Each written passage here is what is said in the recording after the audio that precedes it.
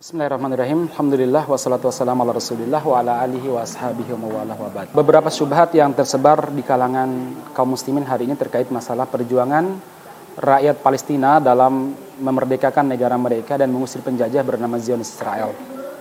Ada beberapa. Yang pertama, ada yang mengatakan bahwa Hamas menyerang sebuah negara, makanya diserang balik. Begini jamaah sekalian, kalau kita tidak memahami sejarah dengan baik, kita akan menuduh Hamas menyerang sebuah negara. Padahal sebenarnya Israel itu sebuah penjajah. Mereka dulu tidak punya negara di situ. Mereka melakukan serangan kepada desa-desa Palestina sejak 1917. Setelah deklarasi perjanjian Balfour, mereka membuat milisi-milisi kecil untuk menyerang daerah-daerah Palestina, pedesaan-pedesaan Palestina, sehingga mereka bisa menguasainya. Satu-satu desa Palestina mereka kuasai, rumah mereka diratakan dengan tanah. Mereka membuat sertifikat, kemudian memberikan kepada orang-orang Yahudi.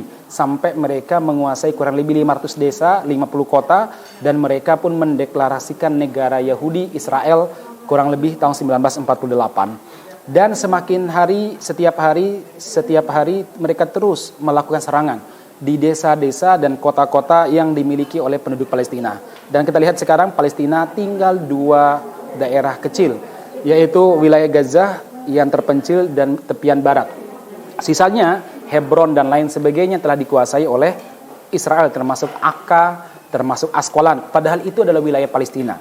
Masyarakat muslimin, jadi kalau seandainya orang-orang Hamas, orang-orang Palestina melakukan serangan terhadap Israel hari ini karena memang mereka bangsa penjajah, itu satu. Yang kedua, tiap hari mereka diserang, tiap hari mereka diusir. Ya, kemudian mereka melakukan pembelaan diri. Nah, kenapa nggak pernah kita bertanya kenapa Israel menyerang, kenapa Israel menjajah? Justru kita balik bertanya kepada orang dijajah, kenapa mereka menyerang, kenapa Hamas menyerang?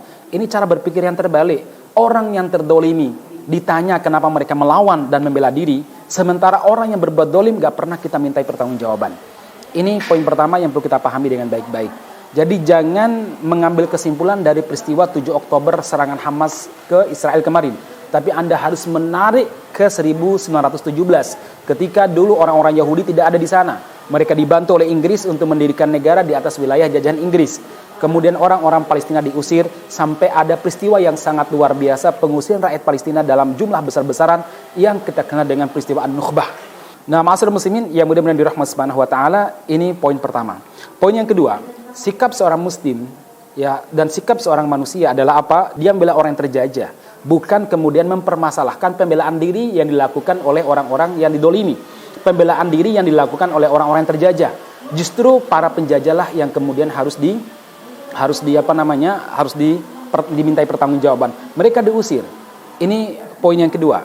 Poin yang ketiga, ma'asyiral muslimin yang mudah-mudahan dirahmati Subhanahu wa taala, sesungguhnya sudah jamak diketahui di negara-negara Arab, Israel ingin menghancurkan Gaza. Mereka ingin mengambil alih Gaza dan membuat rakyat Gaza keluar ke Rafah, kemudian mereka tinggal di Sinai, di padang pasir tandus. Tentu tidak diinginkan oleh orang-orang Gaza, maka mereka melakukan perlawanan.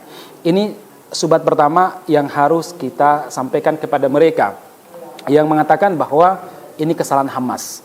Kemudian yang kedua, kawan-kawan sekalian, yang melawan Israel ini bukan Hamas semata, tapi banyak sekali jutaan warga Palestina.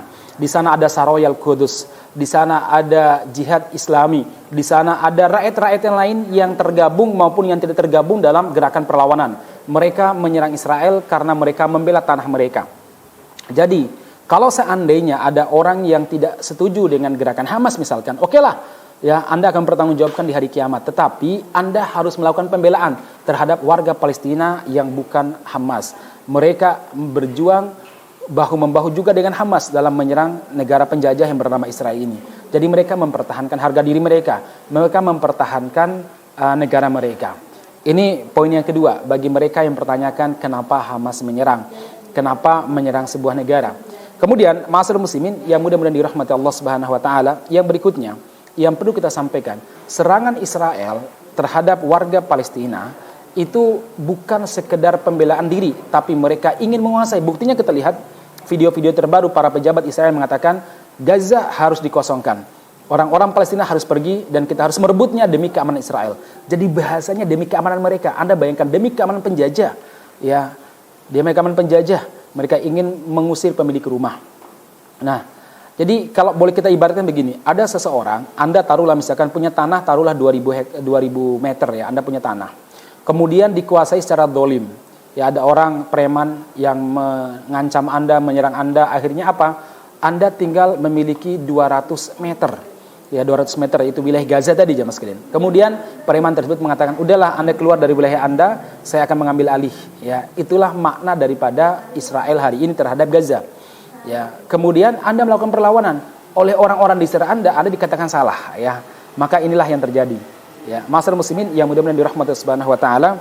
Ini poin berikutnya yang perlu kita sampaikan kepada saudara-saudara kita yang hari ini ragu terhadap perjuangan yang ada di Palestina. Barakallahu fiik, kita akan lanjutkan di video berikutnya.